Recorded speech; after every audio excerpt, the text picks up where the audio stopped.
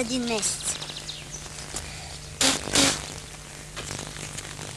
Та какво ми ги са напетлали, та няма да ги сторят по 10, тъче по 20, тъче по 50, тъче да ми мушнат и 100, да ми е драго, хич ни гарят на бабца драго да сторят. Как ще да живота сега, млади се, хич му ни фата в край. Тъче ги нареди и сой да са есма разкатко са да от една страна, друго са от друга на страна, на мета на рапта, как ще имат пари, че тех ми няма че их ти баря. Ох, бабачка, о, внуци ли, дечеща ли, ще си ги скрием и ще си ги изам сама. Майко, иначе ма няма за челяк, пък аз ама пенсия навръчам сам майка. Да има как и внучина да ми викат майко. Чакай, пак то ми е драго. Лилици, лилици. Уха, бабачка. Си ги броям, где ма умарна ще си ги броям.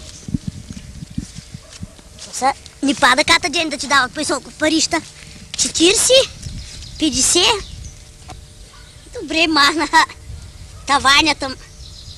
Ще ми пее мене Лили Иванова. Не всичко е пари, приятел. Какво хубаво, ага ги имаш повечко.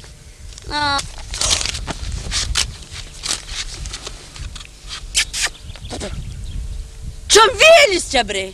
Чом юмяш ще ми изкарате, бре? Каква не срам, че и той може ли не на уздав да ма вие мене, ай сой плаши? Чакай да видя да не остана не. Останало е, той останалото ще ма пишка, останало е. Да ще рапте ли вие, бре? Какво ли ми завиждате за пенсия са? Шике, Мари. Какво, бре? Че колко е твоята пенсия, бре? Че много, бре, тавайн. Таван е колко таван? Чем 400 подминова. Че ти да си не бил миньор, Мари. Миньор! Той ти си един. Тогава, много са ти дали тогава 418 лева пенсия. Чем народна, бре. Как народна, Мари? Че майной как? От народна. Заслужено, че я съм изкарала. И че къде си изкарала, Мари? Чем вие едно време доде дремехте, бре, нагоре и надолу по баира се, я носях на партизанине хлеб.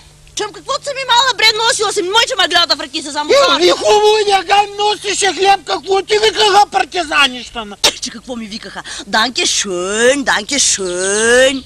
Че ти са били германчища, ма? Ей, даде, ала от гедере.